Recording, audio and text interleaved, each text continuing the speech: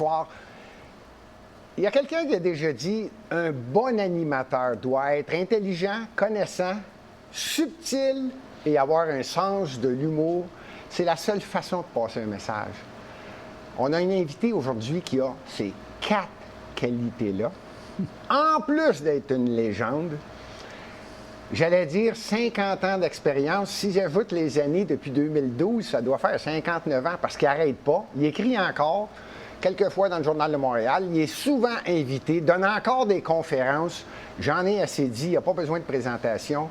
Gilles Proulx. Bonsoir, mon cher. Bonsoir, M. Proulx. On est tellement content de vous avoir. Ça vous prend pas grand-chose pour être content. Non, mais 50 ans.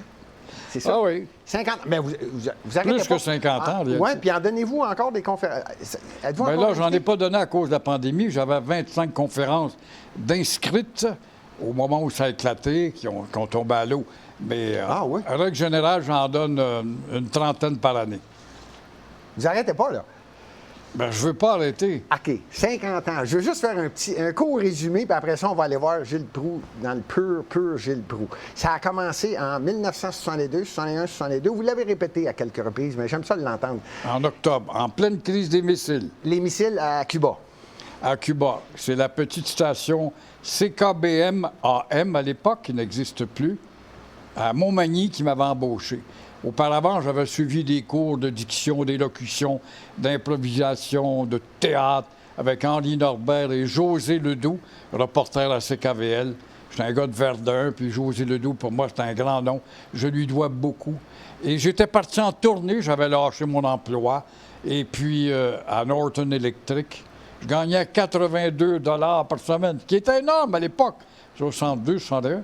Ah ouais? Et j'ai fait une tournée pour arrêter dans tous les postes de radio, passer une audition. Et je suis allé au Saguenay-Lac-Saint-Jean, le bas du fleuve, Matane, etc. Et à mon retour, pas d'emploi. Ma mère t'a découragé. T'as lâché un gros job. Quand même, tu gagnais 82 $ par semaine. Et au même moment, la station Montmagny se disait prête à m'embaucher à 35 $ par semaine. Là, de 89 à 32. Oui. Mais là, vous aimiez ce que vous... Là, mais c'est ça, je me disais, je suis un étudiant, je suis un boursier, je vais aller faire mon école en province. Et puis, j'avais des vieux professeurs, des patrons, Henri Poitras, qui était le frère de Poitras, qui avait fait le personnage de Séraphin, qui était responsable de la programmation. Des gens diligents qui m'ont bien encadré, qui m'ont décomplexé, parce qu'au début, je ne suis pas sûr de moi. C'est très difficile de prendre l'assurance. Je me rappelle, Roger Beaulieu, qui était mon patron, il me disait « 50 % de ton succès, ne l'oublie pas. C'est l'assurance. » Exactement comme le boxeur. Tu ne sais pas si tu vas le battre, mais tu as de l'assurance. Comme le Canadien, tu ne sais pas si tu vas les battre, mais tu as de l'assurance de. Alors, et avec ça, j'ai fait mes griffes tranquillement. Ça a-tu créé un personnage déjà ou il n'est pas déjà arrivé? Ah non, j'étais trop timide. OK, c'est trop, pas commencé tout de suite, là. Là, vous êtes disc jockey? Oui, j'étais lecteur de nouvelles, disc jockey. Je me rappellerai toujours du premier bulletin de nouvelles que j'ai lu, que j'ai bafouillé 4 fois sur 5 minutes, 4 fois. Et sur 5, ça portait sur une possible guerre nucléaire à cause de Castro, qui avait accueilli Nikita Khrouchtchev et ses missiles. Et il y avait une tension, la discussion n'était qu'autour de cela. Alors, on n'oublie pas. Là, on entend souvent les deux. En octobre 62, les 13 jours. Puis il y a une quarantaine de missiles en ligne vers les États-Unis, là. Exactement. Ouais. Puis vous avez couvert ça. Là, prenez-vous de la confiance ou ça a pris... On va avancer dans le temps. Ça a pris Général de Gaulle qui est venu dire quelque chose en 67? Ah, bien là, c'est beaucoup plus tard. Je passe par Matane. Après ça, là, je fais de la télé, de la radio. Et puis, je traverse. Et le patron me dit au bout d'un an, tu ne l'as pas l'affaire, il me décourage. En radio, vous ne l'avez pas? Oui, on se fiait beaucoup sur mon frère. On m'a beaucoup engagé parce que j'étais le frère de Jacques Proulx, qui avait percé, qui était devenu un très bon animateur d'un autre style. Et c'est évident que je ne pouvais pas entrer dans les chaussures de mon frère. Je n'avais pas le même style. J'étais plus un criard. Lui était un séducteur avec une voix douce, commerciale. Il faisait beaucoup de commerciaux. Alors, le patron, M. Lapointe, me flanque dehors, mais je traverse à Sept-Îles. Et là, je trouve mon créneau. Je suis disc jockey, mais je m'intéresse à la jeunesse. Je commence à m'engager politiquement. Je favorise que les chanteurs québécois, français, et je fais la promotion du français déjà à cette époque.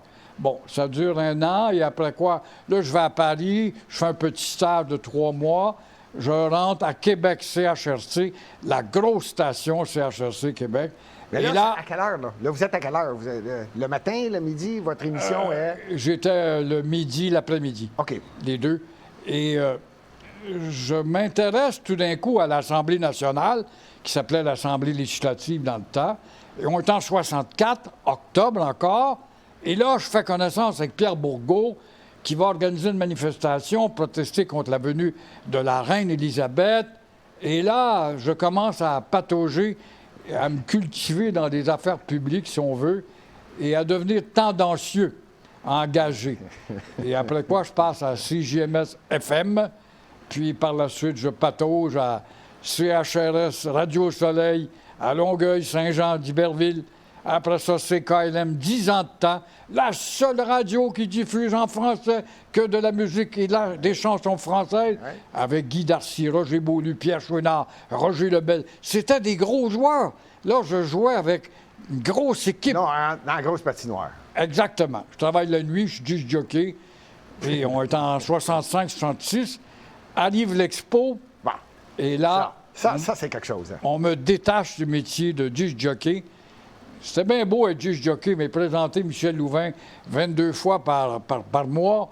Mais en plus, à cette époque-là, vous ne faites pas juste déposer le disque, puis on le met là. Vous le présentez, là, vous en parlez. Oui, puis on avait le potentiomètre, puis c'est nous qui manions la table tournante. On n'avait pas un technicien qui faisait signe. Non. Et c'était plus chef d'orchestre que d'autres choses. Arrive 77. Arrive 67, des réunions, et CKLM hérite d'être le poste central d'un réseau à travers le Québec pour couvrir la visite du général de Gaulle qui s'en vient. Oh là là, c'est quelque chose. Et là, Guy Darcy me dit, Gilles, on va te détacher du métier de disc jockey. Tu vas commencer à couvrir des conférences et devenir reporter. Alors, on m'affecte à Terre des Hommes. À tous les jours, aux 2 jours, il venait un chef d'État. Là, c'est sûr, ben oui. Alors, je suivais les chefs d'État. Haïlé Sélassié, le roi des rois de l'Éthiopie. Ah, oh boy. Je me rappelle, je vous conte une anecdote. C'était le premier qui est venu. Je le suivais, on était une trentaine de journalistes autour. J'essayais de le faire parler, mais il ne parlait pas français. Et puis, il s'en va voir son pavillon. Ben oui, Il y avait un beau pavillon, d'ailleurs. Et voilà qu'il y avait des lignées d'une longueur comme en Chine partout à la porte, mais il passe devant tout le monde et il s'en va voir avec ses beaux chiens dressés. Il s'en va. Il y avait un lion dans son palace en Éthiopie. Alors, il y avait un Québécois qui était là avec le cure-dent entre les 2 dentiers, puis la grosse bédaine, puis il était un gardien, puis son chapeau. Puis il le regarde, il dit « Hey, toi là, le bouffon! » Il dit « Mets-toi en ligne comme tout le monde. » Oh là là! Là, il parle au roi Il parle Il sait pas. Il pense que c'est un gars qui est costumé comme un bouffon. Et il a une étude de travail, lui? Le gars, le lendemain, on l'a affecté à la ronde. Ah, terminé. On a trouvé l'autre gars. Mais n'avez-vous rencontré beaucoup, à part de Gaulle, il y en a plusieurs, il y a plusieurs délégations qui venaient. Oui, j'avais rencontré le Grace Kelly et son mari, le prince Régnier, Lyndon Johnson, que j'ai suivi de loin, Robert Kennedy, il y en a eu plusieurs, hein, alors. Et était-tu facile d'approche? Il y avait toujours le service de sécurité qui nous tient à distance. Okay. Il y a De Gaulle que j'ai réussi à approcher un petit peu. D'ailleurs, après le Québec libre, j'étais à l'Hôtel de Ville, au pied de l'escalier. Quand il est descendu, il est rentré dans la voiture décapotable avec Daniel Johnson, où les visages avaient changé parce qu'ils ne s'attendaient pas à cette surprise. Vous étiez là, vous, dans la... Ah oui, j'étais là. Les poils m'ont dressé ses avant-bras, j'en revenais pas. Les larmes sortaient des yeux. Un gars qui, par sa stature internationale, le 2e personnage en importance au monde, après le président américain, c'était le général de Gaulle. Ah oui. Et qui projette notre problème aux 4 coins du monde, du jour au lendemain, alors que Pierre Bourgault, chef du aérien, avait donné des centaines de discours avec son Québec libre à la fin de son discours, sans avoir de portée, dépendant qui le dit. C'est là qu'on a compris. Mais alors, à Terre des Hommes, je l'avais suivi également, la même chose. Sur le balcon, là, est-ce que le général de Gaulle savait le poids de sa phrase? Oui. D'après moi, il le savait parce qu'il l'avait dit avant de partir. Faut lire tous les ouvrages qui ont été écrits qui disaient ça va barder. Il l'avait dit à Daniel Johnson. Daniel Johnson était allé le convaincre en France pour le faire venir. Et De Gaulle avait dit, je ne vais pas dans des expositions. Je vais aller dans un meeting international. Mais il disait, oui, mais mon général, j'ai un problème constitutionnel. Je suis un tenant des deux nations. Daniel Johnson voulait faire reconnaître la nation canadienne-française dans le temps, ou québécoise. Et là, De Gaulle avait vu juste en se disant la France a négligé la Nouvelle-France après le 13 septembre 1759 ou 1763 avec le traité de Paris. Alors, je vais réparer ça. Je vais réparer la lâcheté de Louis XV, pardon. Et il va donc projeter le problème, pensant que ça aurait contribué à amener des conférences constitutionnelles. Mais là, il va arriver un bloqueur qui s'appelle Pierre-Éliott Trudeau, qui devient le nouveau Kennedy de la politique. Toutes des images factices qui, lui, décident de nous rapetisser. Alors, Trudeau, le souvenir que j'ai du père Trudeau, c'en est un qui a essayé, avec Jean Chrétien, d'écraser le Québec pour pas qu'il s'épanouisse. Pas question de statut particulier.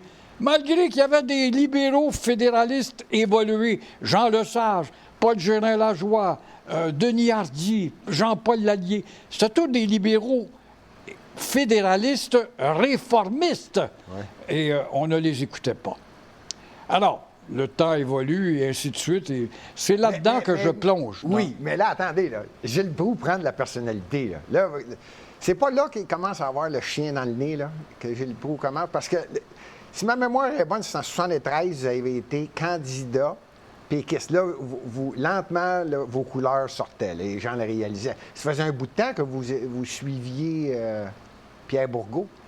C'était mon idole, mais René, évidemment, était le poids lourd. Quand René a démissionné en 1967, avec une formule de néo-fédéralisme, souveraineté association, oui. Ce à quoi on va peut-être aboutir un jour avec Legault.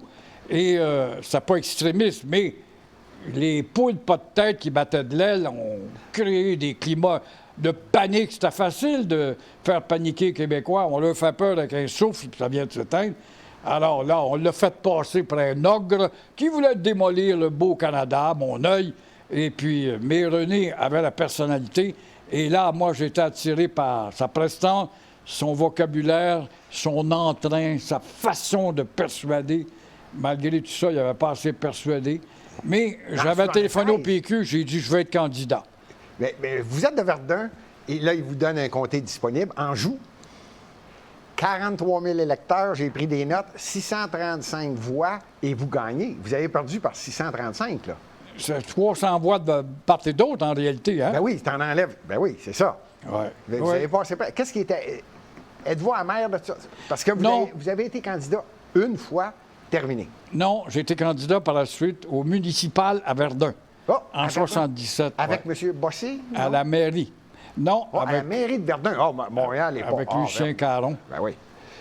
OK, mais, je savais pas au niveau est-ce que j'étais amer? Non. Amer au niveau provincial, oui. Non. C'est sûr que j'avais été battu de justesse. J'étais très fier. René Lévesque est venu me féliciter. On ne s'attendait pas que vous scoriez comme ça. À tel point où Pierre-Marc Johnson, qui est un gros canon dans le parti, qui n'a pas été élu, me téléphone. Il dit, Gilles, ton comté, c'est un jardin de victoire. Il dit, est-ce que tu me permettrais? J'ai dit, vas-y, mon vieux. Moi, je ne veux voir que des gens qui vont pouvoir déloger les libéraux et prendre le pouvoir. Alors, et au même moment, j'ai réappris à aimer mon métier. C'est bizarre. Je suis allé en politique en 1973. J'ai commencé en 1962. Ça faisait 11 ans. J'ai pas mal tout fait dans le milieu. Pas vrai du tout. Je m'imaginais. Et là, quand j'assistais à des conférences de presse et je voyais mes confrères l'autre bord qui bombardaient Camille Lorrain ou Jean-Marc Léger ou René Lévesque, je les regardais parce que j'avais travaillé pour le PQ. Je disais, diable, j'avais un beau métier. J'étais bien mieux l'autre bord. Alors là, j'avais téléphoné à Jack Titleman, je me rappelle, qui a été un bon patron pour moi de CKVL. Et il m'avait pris pour une deuxième fois. Oh, là, on recommence. On retourne à la radio. Il m'avait engagé après la défaite de 73. Il m'avait embauché. Premier péquiste à être embauché. Et par la suite, 77, PQ a pris le pouvoir. Le PQ disait qu'il faudrait qu'on s'en parle de l'appareil municipal. Okay. Alors moi, je lève la main, je vais m'essayer à Verdun. Mais je savais que Verdun était un bastion libéral qui n'a pas changé de couleur en 125 ans d'histoire. Colonisé au maximum, aliéné Verdun à plat ventre. Les couleuvres rampants des Canadiens français, lâches, en voulez-vous, on en a à pleine porte. Là, vous êtes peinturé. Parti québécois, péquiste, nationaliste, pur laine, pur dur, français, tout. Et vous vous présentez maire de Verdun. Je prends une chance parce qu'on me disait, si t'es battu, on va te trouver une job au PQ. Alors, c'est vrai, je suis allé au bureau de communication, mais c'est là aussi que j'ai appris à aimer mon métier, que je voulais pas rester au PQ. Mais toujours est-il que... non, mais après les élections à Verdun, là, vous retournez à la radio. Oui. Et là c'est quoi? C'est-tu l'époque de... En 77. Donc, c'est quoi? C'est CKVL, c'est GMS? C'est CKVL. CKVL, c'est J'avais GMS? fait CKLM 10 ans. CKVL, je vais faire à peu près 10 ans également là.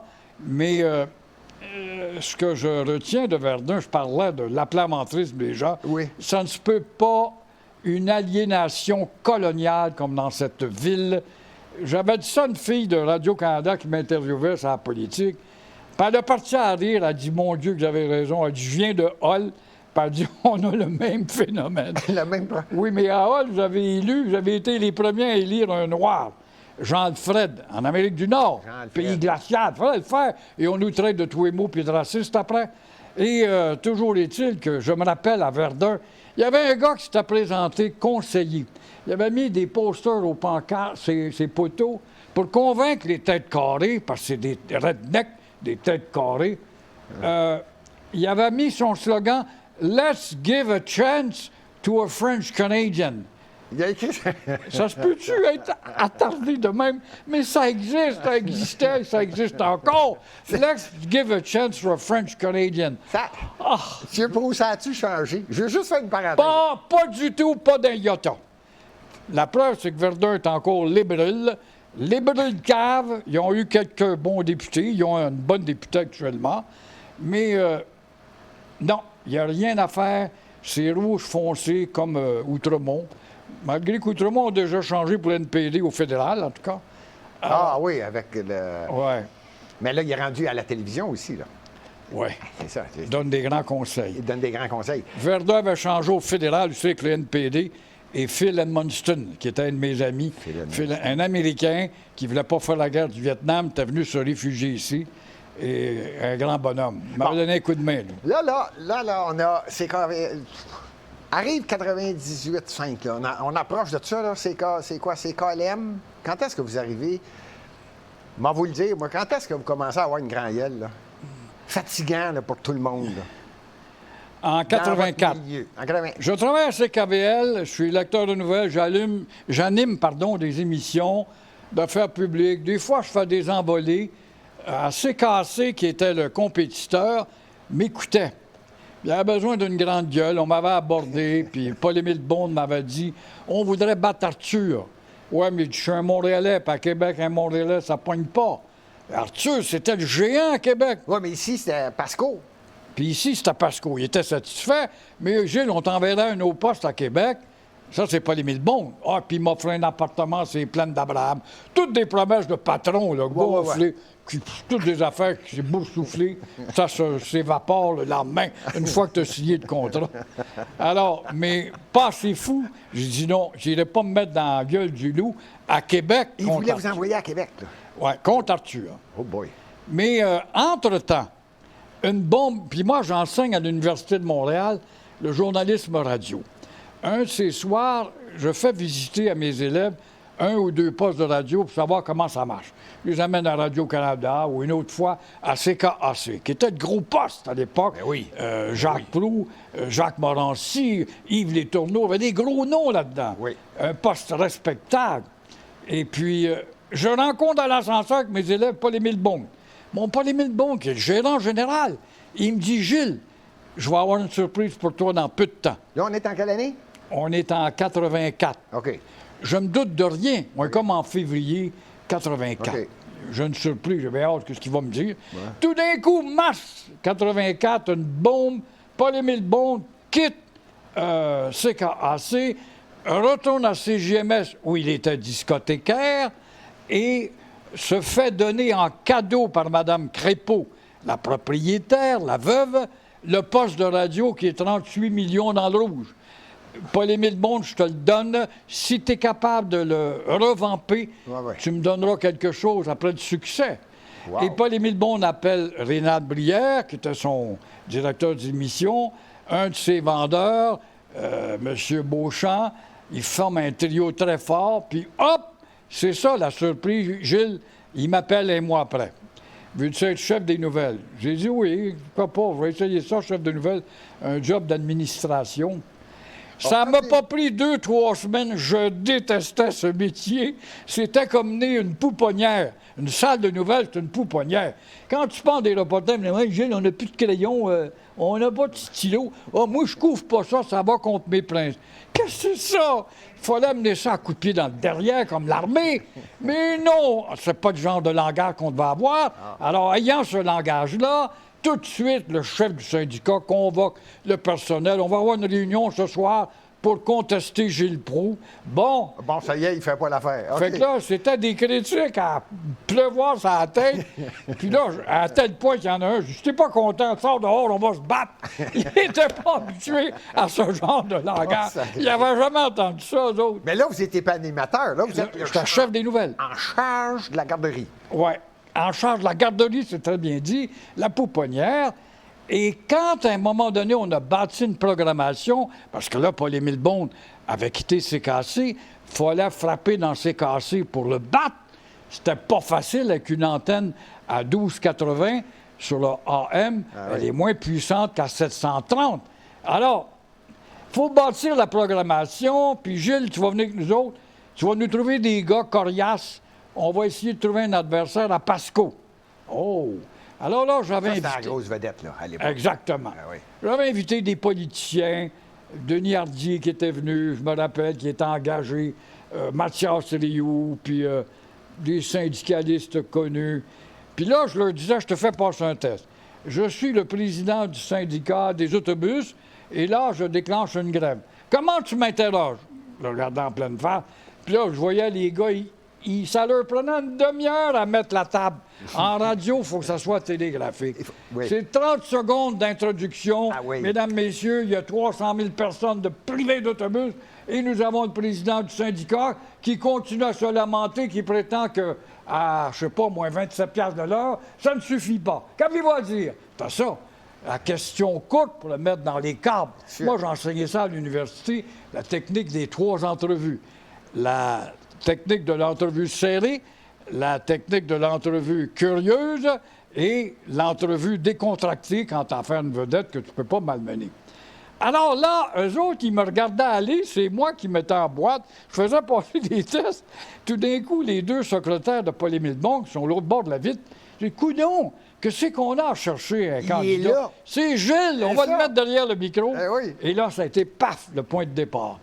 Et là, CJMS frappe pour la première fois, et là, c'est le premier sondage face à la puissante CKAC, et le résultat de sondage sort, CJMS baisse encore plus, généralement, à part moi, le midi, au Journal du Midi. Je passe de 35 000 au quart d'heure que m'avait laissé Mme Proulx, Huguette Proulx, qui n'était pas parlant avec moi, c'est une femme formidable, et je monte à 60 000. Tous les autres animateurs, animatrices avaient baissé. Vous doublez quasiment. Moi, je double tout d'un coup. Wow. Voyez-vous, j'avais mis du caractère, puis un peu d'humour, de moquerie, de bagarre. Et petit à petit, je continue à travailler. Et là, on est en 84. Ça va prendre jusqu'en 89 avant de battre Pasco. Quand arrive la crise amérindienne, là, je vais le battre de 1500, un bulletin, 1500 auditeurs. Et par la suite, va arriver le référendum. Là, je rentre la radio dans une taverne chez Magnan. C'était une première, ça. Oui. Celle-là, il y a des gens qui vous écoutent, en fait, qui nous écoutent. Et j'ai posé la question, j'ai dit, l'avez-vous suivi, Gilles Proulx? Tout le monde revient à ça. Le phénomène, il y a un animateur. Vous étiez le premier qui avait fait ça. Oui, c'était une première. On sort du studio. Oui. On s'en va chez Magnan, qui est un excellent restaurant qui n'existe plus aujourd'hui. Non. C'est qui le premier? Qu'est-ce qui a fait que Gilles Proulx, il dit, OK, je vais y aller, moi, chez Magnan? Y a-t-il quelqu'un qui vous a influencé ou qui vous a imposé ou qui vous a dit, je vais y aller à votre émission, mais pas dans un studio? C'est-tu comme ça? C'est-tu le premier, ça? C'est un dénommé Fauvel qui était le président du syndicat. Gaston Fauvel. Des employés, voilà, de pompiers. Oui. On brisait les boyaux, on badigeonnait le camion, notre argent. On avait beau gueuler, rien ne se passait. Je le mets en honte. Puis à un moment donné, il dit, moi, de prendre un débat. Je dis, n'importe quel temps. Il dit, à une condition.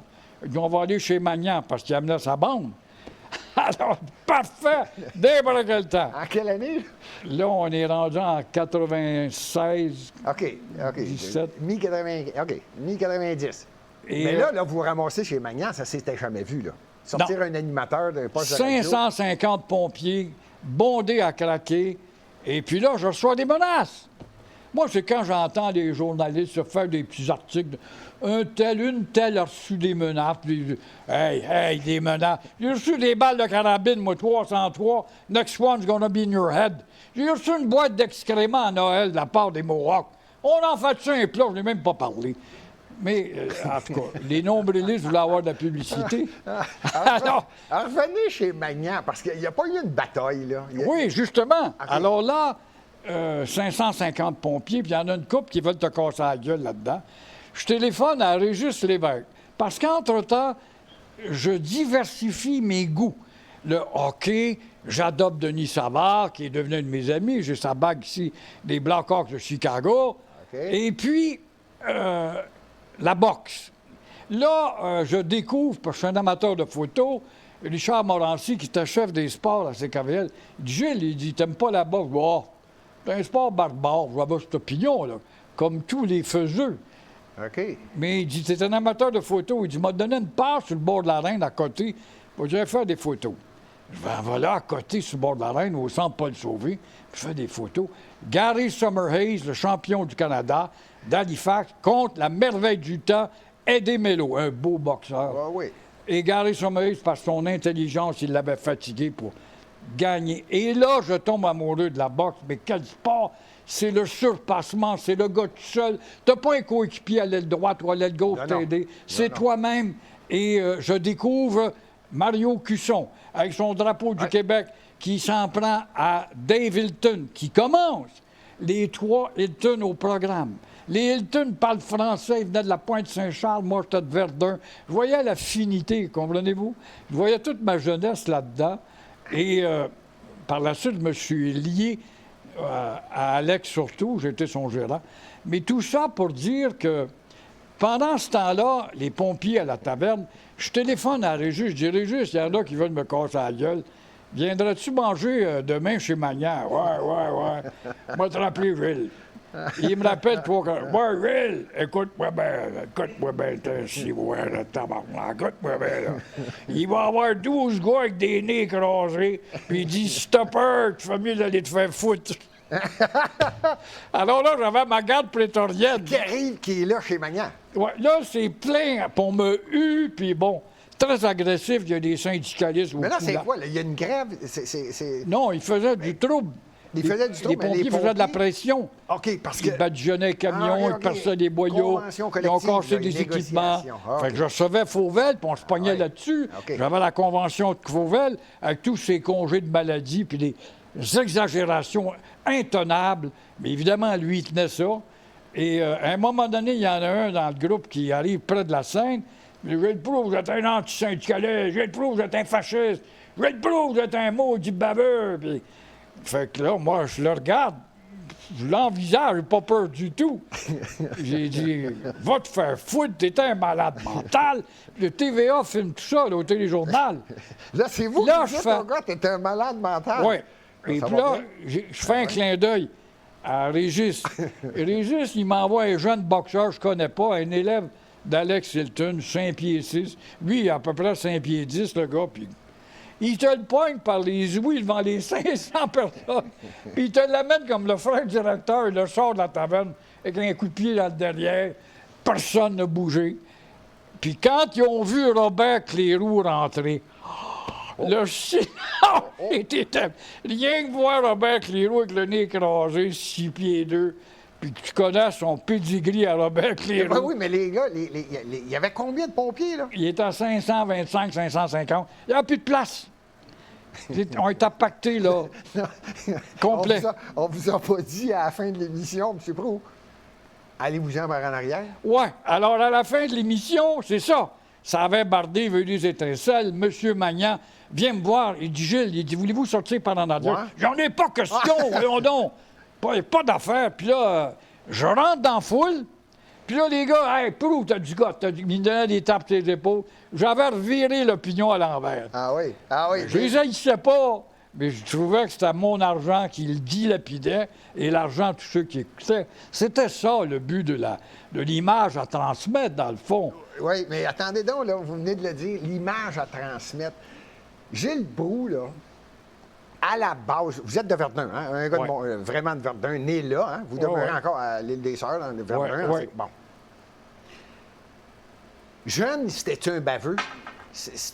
Gilles Proulx, c'était-tu un jeune tranquille? Un bon enfant, là, un bon adolescent, un bon étudiant, ou si déjà il Non. était... J'étais un dilettante et puis j'ai été élevé dans un foyer éclaté. Dans les années 50, c'était à l'avant-garde, hein? Mon père avait une maîtresse, imagine-toi. Mes voisins, il y avait tous des pères et mères ensemble. La religion était très forte. Le dimanche, on allait à la messe. Je suis élevé dans ce contexte du Plessis. Vous n'aviez du vécu, là. Puis ma mère m'avait envoyé au collège pensionnaire, collège de Longueuil, où on m'a appris l'autonomie et la discipline. Et c'est évident que j'ai été un gars très perturbé. Ça a pris du temps à me décomplexer. Puis là, à la radio... Mais j'avais gardé un fond de Verdinois. Eh bien... De petits délinquants un peu ces bars. J'avais fait bien des mauvais coups quand j'étais jeune. Mais comment se fait qu'en 95, là, vous êtes à votre meilleur, l'âge d'or, là, c'est le Gilles Proulx qu'on connaît, connu et reconnu, que vous l'appréciez ou pas, c'est vrai, vous êtes une légende, ça vient de cette période-là. Hein? C'est la grosse période. La taverne. Oui, la taverne. Puis je gagne des prix avec cette émission-là. Étant le premier à rentrer un poste de radio d'une taverne, on discute de quoi d'une taverne? On parle de hockey ou de politique. Alors, voilà que l'Association des diffuseurs me décerne un beau prix, à 2 ou 3 reprises, je l'avais gagné. Et évidemment, par la suite, il est arrivé le référendum. Et là, tous les chefs sont venus et nous remplissions la taverne Magnan. Ça faisait l'affaire de Magnan. Moi, je pistonnais le nom, ça aidait, puis il y avait une bonne cuisine, et puis des belles serveuses, puis des bons gars. Alors là, je me rappelle quand Lucien Bouchard est venu, il y avait une lignée, là, il avait battu le record. La taverne était pleine à craquer et il y avait une lignée dehors jusqu'à l'autre pâté de maison des gens qui voulaient rentrer pour le référendum.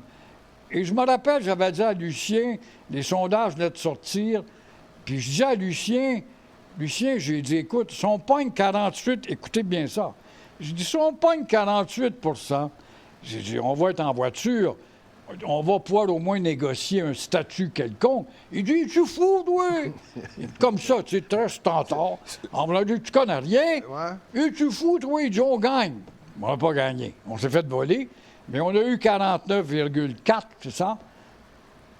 J'étais donc déprimé quand j'ai vu Jacques Parizeau qui s'avoue vaincu, puis à cause du capital, puis des ethnies, où il avait 1000 fois raison. On en a une preuve aujourd'hui. Au lieu de dire « je ne veux pas être un premier ministre d'une province, je veux être premier ministre d'un État », je reste premier ministre à 49,4, mais la crise constitutionnelle n'est pas terminée. Et j'invite tous les fédéralistes réformistes qui n'acceptent pas le statu-quisme à la Chrétien Trudeau à s'allier à moi et nous allons poursuivre la discussion constitutionnelle. Ça a été une erreur épouvantable de ne pas avoir pensé de même. Il l'a regretté par la suite. Il l'a regretté, hein? Il a vraiment regretté de ne pas avoir avancé ce sujet-là. Ouais. Là, après 95, là, Gilles Proulx, là, il est coloré, peinturé. Là, vous êtes un pur laine. Vous dénigrez quasiment le Québec parce que là, on ne protège pas le français, on ne protège pas notre culture. Ouais. Là, votre prestige, que vous vouliez ou non, grandit. Là, c'est clair. Là. C'est que je rallie ceux qui ne veulent pas que le Québec change, mais ils ne s'aperçoivent pas que je leur botte le derrière, je leur donne des électrochocs. Ah ouais, puis Pierre Bourgault m'avait dit ça une fois, il dit « Tu leur inculques des électrochocs ». Mais il n'aimait pas que je les rapetisse et traiter le peuple de ding-et-dong, puis de concombre, puis d'Elvis Gratton. Puis... Mais je voulais tout simplement réveillez-vous et botter le derrière, vous autres aussi, à ces maudits câbles limités par l'étroitesse de votre culture de hockey puis de rock'n'roll. Ça n'a pas marché. Mais c'est sûr que j'ai grossi mon auditoire. Je parlais tout à l'heure de Lucien Bouchard à Magnan. Là, on est rendu en 95. Mes codes d'écoute sortent, je monte à 155 000 au quart d'heure. C'est énorme le midi. Journal du midi. Ouais. Après ça, je vais commencer à baisser et terminer en 2005? 2008. 2008. Je jouais dans le 80-90 000. Il y a eu la crise des Amérindiens aussi qui m'a aidé énormément à monter. En 91, parce que je m'adressais beaucoup aux gens de Châteauguay et de Oka. La Chambre de commerce d'Oka m'avait invité. La Chambre de commerce de Châteauguay également. On m'avait remis un prix. Puis, pour me remercier, dire ben, tu es le seul parmi les culpabilisés de Québécois de caves, de journalistes ignorants. Les journalistes ignorants qui savent rien de leur passé, qui embarquaient dans le jeu. Je me rappelle, Mathias Rioux, un de mes amis, un professeur d'histoire. J'étais en Belgique quand la crise éclate. Là, les Belges, vous malmenez vos Indiens chez vous. J'ai dit oui, on leur donne qu'1,5 milliard dans ce temps-là. C'est beaucoup plus aujourd'hui. Puis là, j'arrive le lundi, j'écoute la radio, je commence le mardi. J'entends Mathias. On leur doit beaucoup. Le sirop d'érable, la traîne sauvage, les raquettes. Hey, pas ça pantoute! On leur doit beaucoup. Je suis d'accord avec toi qu'on leur doit certaines méthodes de vie, mais on a affaire à une petite pègre qui s'appelle les Warriors. C'est pas les Mohawks au complet, dont le vrai nom est les Agniens, et non pas les Mohawks. C'est l'américanisation qu'ils ont fait appeler les Mohawks. C'est les Iroquois, en fait. Et ils étaient sur notre bord. À la fin du régime français, c'est des gens qu'on avait ramenés de Boston à ici pour les christianiser, les installer à la prairie, de la prairie à Kanawake, au Sault-Sainte-Marie, et puis ensuite de ça au Sault-Récollet, puis à Oka. Alors, puis là, ils revendiquaient le territoire jusqu'à cette île. Ils disaient, on va refaire l'histoire, si vous voulez bien. Puis là, j'essayais de leur faire comprendre qu'entre Jacques Cartier, qui a été accueilli par des Agniens, des Iroquois, au Hochelaga, très bien reçu d'ailleurs, et Champlain, 70 ans plus tard. Parce qu'après Jacques Cartier, au troisième voyage, Cartier conclut qu'il n'y a pas grand-chose. Il y a du bois puis du poisson. Et c'est pas une terre propice pour implanter une population. C'est une terre parce qu'on se référait au Pérou. La France disait « Ah, c'est pas le Pérou ». D'où l'expression « C'est quoi pas le Pérou? C'est pas le Pérou. » C'est que le Pérou enrichissait les Espagnols avec des pierres précieuses, du tabac, l'indigo, etc. Alors, ça enrichissait l'Espagne. Alors, ici, c'était pas le cas. Mais 70 ans plus tard, on est en retard. Et là, la France reprend les cartes de Jacques Cartier.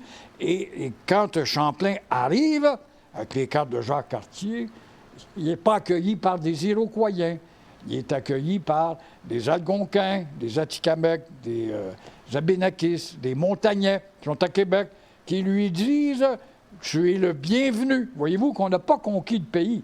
Tu es invité à partager le territoire, mais à une condition, que tu te battes avec nous autres, parce qu'il y a quelques années, nous avons chassé les Iroquois vers le lac Ontario et dans le fin fond du lac des Iroquois, qui est devenu le lac Champlain. Voyez-vous? Alors, quand on dit on revendique tout à nous autres, tout ça, là, s'il vous plaît, vous repasserez pour refaire l'histoire. Et Mme Plante, cette ignorante de ricaneuse, Mais non, mais là, et attendez. Coder, le pharaon, ont tombé là-dedans. Ouais. C'est une ville non cédée. Une ville non cédée. Oui. Une ville non cédée. C'est respectueux pour Madeleine de Verchères, de Maisonneuve, qui est venue fonder une ville ici, avec de temps à autre des incursions d'Iroquois, parce qu'ils apprennent par les Hollandais, puisqu'ils étaient dans les bras des Hollandais en Nouvelle-Angleterre à l'époque, qu'on est en train de fonder une ville française, et c'est les Hurons, vos ennemis, qui vont avoir le monopole du commerce de la fourrure. Voyez-vous que c'est une guerre de commerce, dans le fond. Hein? Dans le fond, c'est... oui. Alors là, ils viennent faire des incursions, puis ils veulent tuer. Il y a ici les Hurons à mort. Et c'est pas tout à fait la même histoire comme on le prétend.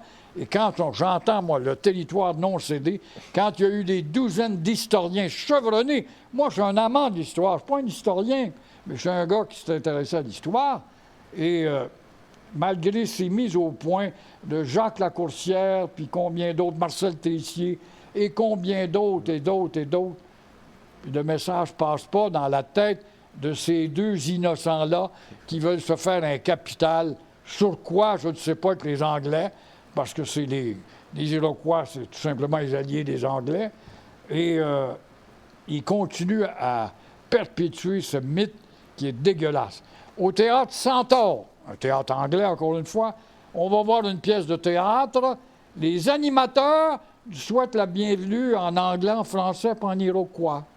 Voyez-vous, on est en train tranquillement de renverser une vapeur pour faire accepter ce fait. Et quand Denis Coderre nous a débarrassés d'Amherst, qui est un être abject, qui a introduit des couvertures empoisonnées, Oui. on a donné un nom à un Iroquois. Pourquoi pas l'avoir donné à un Huron, ou un Algonquin, ou à Pontiac? Et la preuve, c'est que nous n'avons pas de passé génocidaire, chers téléspectateurs. Il faut le retenir. C'est que 10 ans après la mort de Montcalm, les Algonquins étaient nos alliés. Pontiac a encore la veste de Montcalm que Montcalm lui avait donnée, met sur pied, la France est partie depuis 10 ans, met sur pied une armée de 50 000 hommes pour revenir au régime franco-indien. Personne ne sait ça. Alors, il faut croire qu'ils étaient mieux traités avec les Français qu'avec les Britanniques, qui ne se mêlaient pas à eux. Alors, tous des détails d'histoire qu'on devrait tellement connaître. M. Brault, je ne vais pas finir l'émission tout de suite, mais j'ai quelques petites questions que les gens ont posées. Il y a du monde qui vous ont suivi à la radio.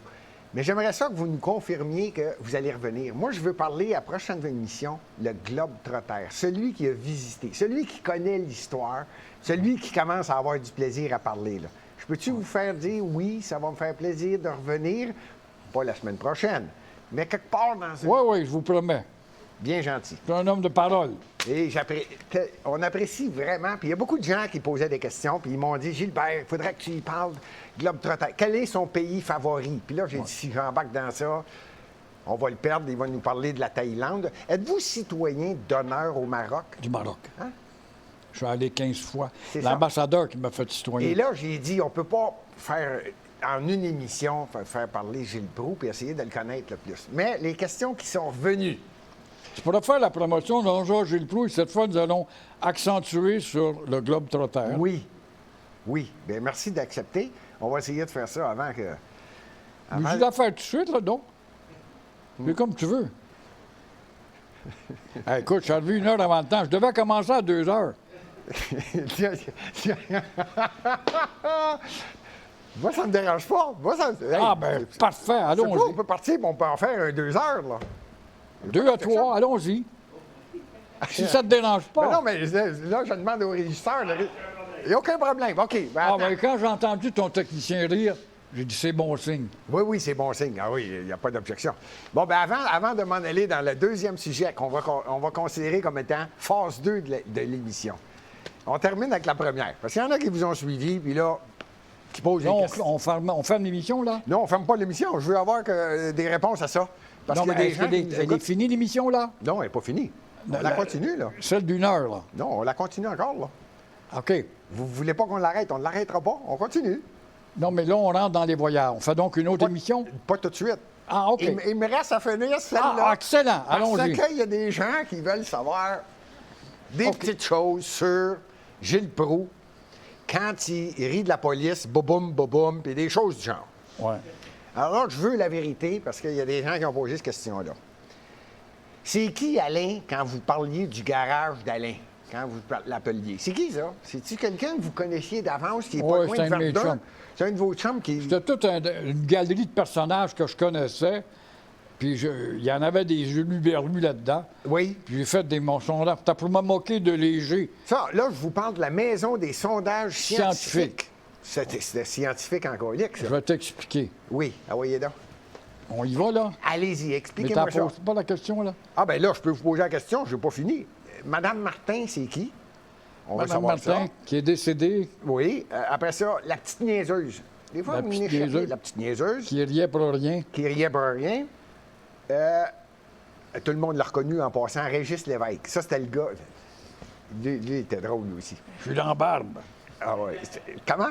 Je suis dans la barbe. Je suis là, oui. C'est quoi l'idée de la maison des sondages scientifiques?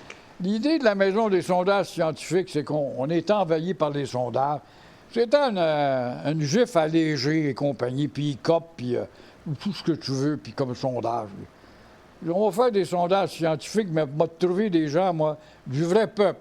Alors, il y a un commerçant à Verdun qui est un lunetier, Daniel Proulx, et qui me dit, Gilles, il dit, j'ai des clients, moi, il dit, j'en ai des gens qui sortent d'une autre planète, ils me donnent des noms, des bonnes femmes, des gars drôles, puis incohérents mentalement. Et j'ai rajouté une couple d'amis là-dedans pour en faire des personnages. OK. À tous les jours, je vais vous appeler. On va vous donner la question d'abord. Mais parmi ceux-là, il y avait Mme Martin, Oui. que Daniel Proulx m'avait donnée, qui est une grosse bonne femme. Et Mais il y je en avait l'avais. un en arrière. On veut rien savoir. Son mari, C'est son mari, ça. qui avait le nez bouché, et puis il disait, moi, dans l'expo, je jouais du drum. Il jouait du drum à l'expo, OK. à Terre des Hommes. OK. Alors, là, toute cette liste de gens-là, je les appelais, puis Mme Martin était agressive, elle ne voulait pas me parler. À un moment donné, je voyais par la voix, j'ai dit, on va faire un personnage idéal. oui. Elle criait, on veut rien de moi.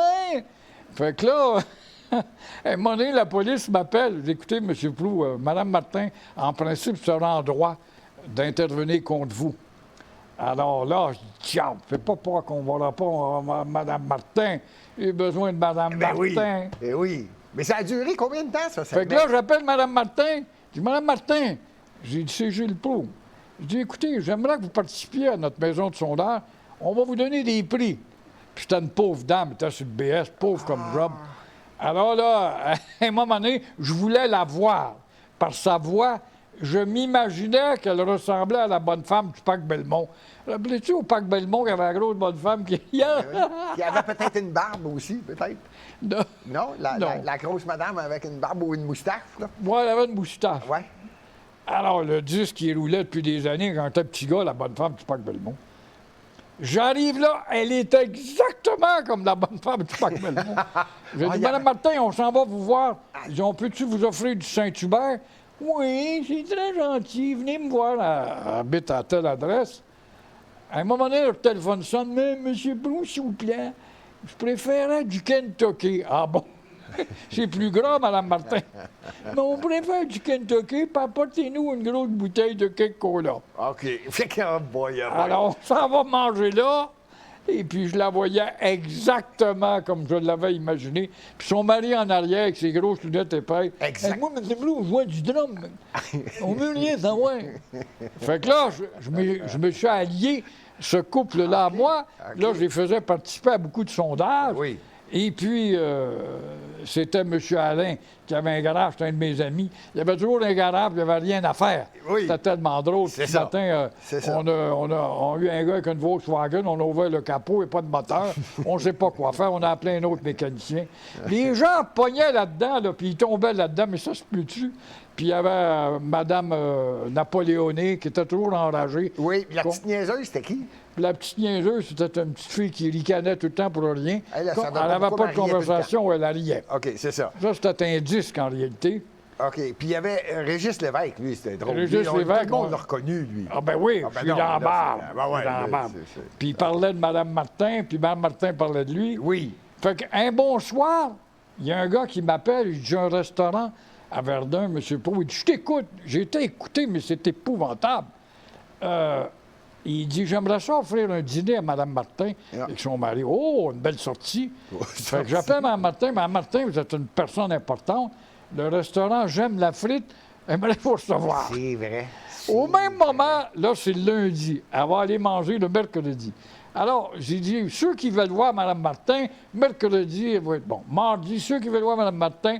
Entre-temps, il y a un gars qui m'appelle, il dit, M. Proulx, il dit, mon nom est Paul Allard, je suis propriétaire d'une flotte de limousines. J'aimerais amener Mme Martin en limousine. J'appelle Mme Martin, Mme Martin, vous êtes plus importante qu'un ministre. J'ai dit, vous allez aller en limousine. Oh, très impressionné. Merci, M. Proulx. Fait que là, elle arrive là en limousine. Le gars, j'ai dit, ceux qui veulent voir Mme Martin, elle est là actuellement. Moi, j'anime l'émission. Au bout d'une demi-heure, le gars m'appelle le propriétaire. Il dit, Gilles, ils arrêtent d'annoncer. Il dit, bon Dieu, il dit, il y a du monde jusqu'à l'autre coin de rue. Puis il dit, il n'achète pas d'hamburger. Il demande des autographes. Madame Martin. Fait Voyons. qu'imaginez-vous, je l'avais inconsciemment valorisé, Ben oui, ben en oui. quelque sorte. Ben J'avais oui. fait du bien, à tel point que j'ai fait une revue après. Un gars m'avait demandé de faire une revue avec mes personnages, Le monde fou de Gilles Proulx. Et j'avais mis Mme Martin pour vendre des billets. Et quand je disais Mme Martin va être là, je vendais des billets. C'est incroyable. Ah. C'est trop, on finit cette émission-ci, on en repart tout de suite un autre avant. Donc, je termine. Monsieur Proulx, on le réinvite, on fait l'émission automatique, on va la diviser en deux. On vous revient avec Gilles Proulx très bientôt. Merci. Phew!